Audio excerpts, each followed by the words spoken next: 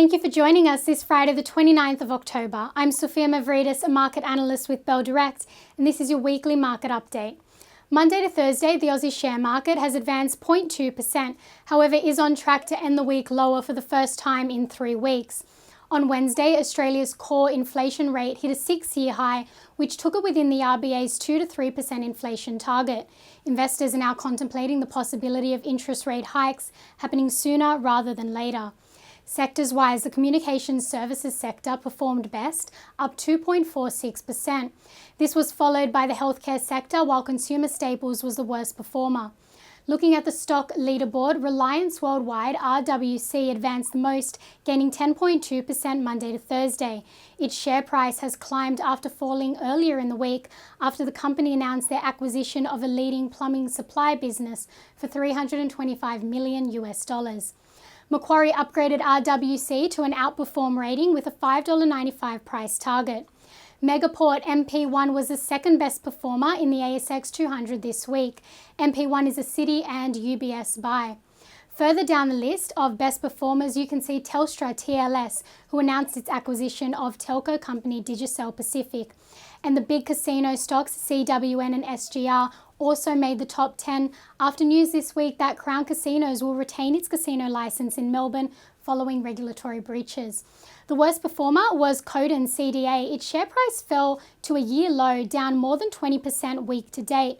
This was despite a contract win for the company. They'll be supplying communication equipment to military programs. Now looking at the big movers on the All Ords, that's the largest 500 stocks.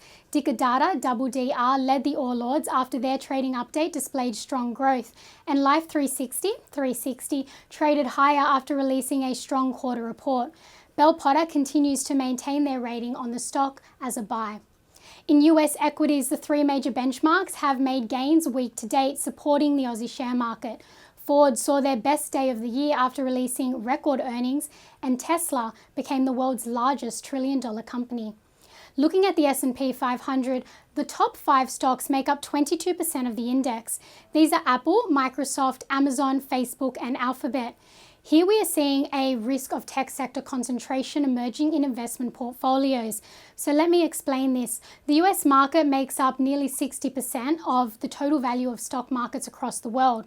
With this level of concentration in just 5 stocks emerging, it may be worth considering diversifying outside of the US. Diversification is important across regions and across industries, and a way we're seeing our clients doing this is through ETFs. A popular ETF that invests in global markets outside of the US is iShares MSCI EFA. EFA stands for Europe, Australasia and the Far East. Now let's have a look at where Bell Direct clients found the most value this week. Mineral Resources, MIN, was one of the most traded stocks following an announcement that they will reopen their Wadena lithium mine in Pilbara, WA. The mine has been under maintenance since the end of 2019. MIN is currently Macquarie and Citi buy.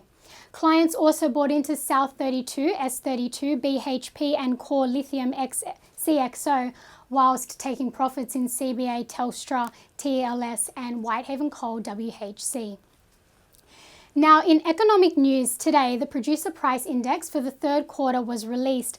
Forecast expect PPI to increase from 2.2 to 2.5%. Now, what does this mean for you?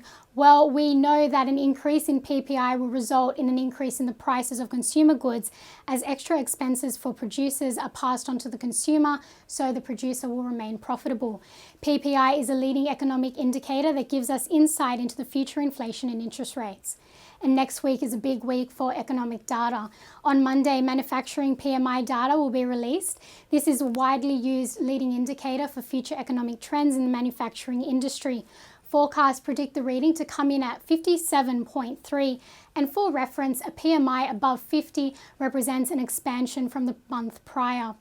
On Tuesday, we'll see the RBA's interest rate decision. That's expected to remain unchanged. On Wednesday, services PMI data.